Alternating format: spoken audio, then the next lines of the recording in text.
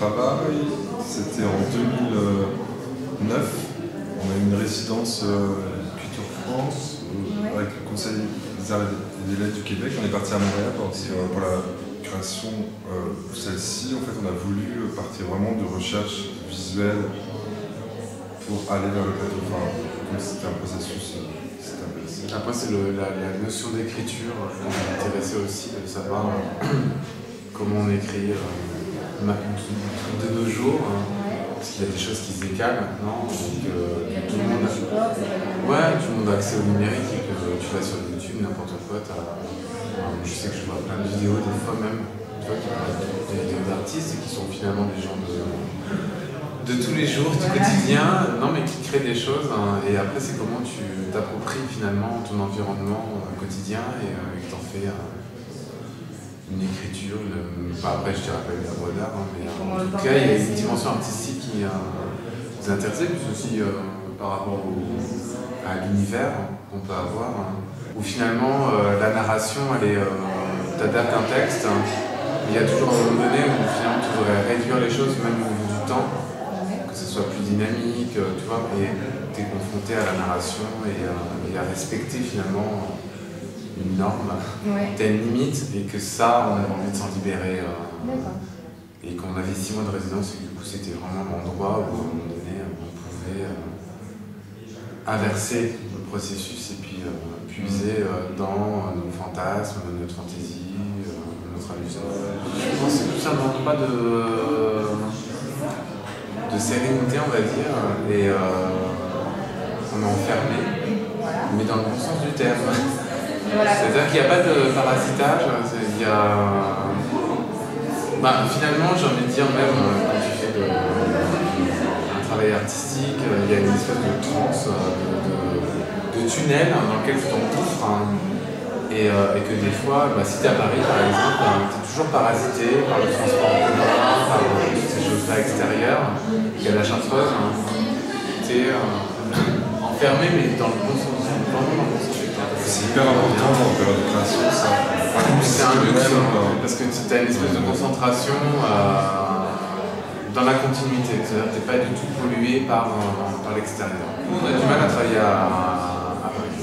Même, tu vois, à Montréal, on est isolé, clairement, socialement, on arrive en février, on connaît des personnes.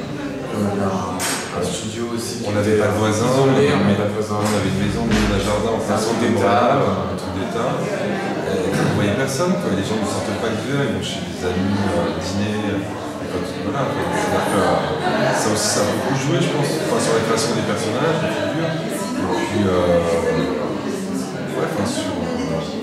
c'est un centre de travail, je pense, c'est un endroit qui, mine de rien, nous a échappé, parce que, je sais pas si on en a eu conscience, mais pas dès le départ. Après, tu as un processus de rêverie, tu vois, tu as besoin de temps mort. On va rêver, mais tu as forcément besoin d'un espace, un peu pour mettre les choses oui, pratique, parce que en fonction des résidences, ça influe directement sur la création. Enfin, je pense que le travail qu'on a fait à la Chartreuse, là, je sais pas si on avait fait. C'était déjà passé ici, c'est important, quoi. Ouais, dans une autre structure, je pense que voilà, ça aurait nourri le travail. C'est assez flou. C'est hyper instinctif. Enfin, c'est-à-dire que. C'est thématique, on peut dire. On fait, après on voit. Ouais. Parce qu'on on fait beaucoup. Donc on a énormément de matière, et puis après on structure une écriture, quoi. Enfin, on cherche une écriture. Après, c'est toujours le rapport à l'écriture, c'est toujours cette chose-là, cette notion d'écriture et de. C'est-à-dire qu'on intellectualise. On intellectualise absolument pas, en fait. Avant. Je pense qu'il y a beaucoup d'idées qui tuent le vivant, quoi. Et que du coup, ça va être je sais pas, tu prends une thématique errante, par exemple. À Montréal, par exemple, on est parti tout simplement sur Marcher et Mourir, sur un poème de 3 minutes, il y a un rapport à cet espace, parce que d'un seul coup, tu es en France, surtout au Canada. Et c'est juste toi, en tant que Français, t'es en Normandie, ou tu vois, t'as des frontières, t'as des limites au paysage. Au Canada, t'as pas de limites. Et que c'est pas une chose. Et on avançait, pendant une semaine on marchait. Et c'est notre rapport à ça, je pense qu'on a voulu aussi après, voilà, c'est par rapport à l'intime et de ce que tu vis, de comment tu le retranscris artistiquement, mais d'être au plus près de toi-même et de te dire comment moi je me sens dans cette par rapport à la température, par rapport à la neige, par rapport à ces espaces. Et on s'est dit, voilà, quoi, faisons tout simplement, marchons et mourons. Allons, pendant plutôt 2 jours, être enfermé à l'extérieur, ça va pas pouvoir rentrer parce qu'on n'a pas de badge, c'est parce que ça marche plus à cause de l'orage. Non, mais sinon. Oui, des orages, c'est incroyable. Donc dans les vieux murs, c'est vrai que c'est un peu peur. Non, puis ce qui est drôle, c'est aussi, moi je trouve ça assez drôle à la Chartreuse, c'est que tu es là pour bosser en fait, clairement, et que tu as des gens qui passent des cartes.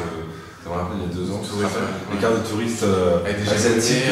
Tu sors de la cellule, tu viens de bosser, tu as japonais dans claqué et tout, puis dans la cour, tu prends un photo. Parce qu'en fait, tu vis dans un musée ici. Enfin, vraiment quoi. Les murs sont épais, enfin c'est.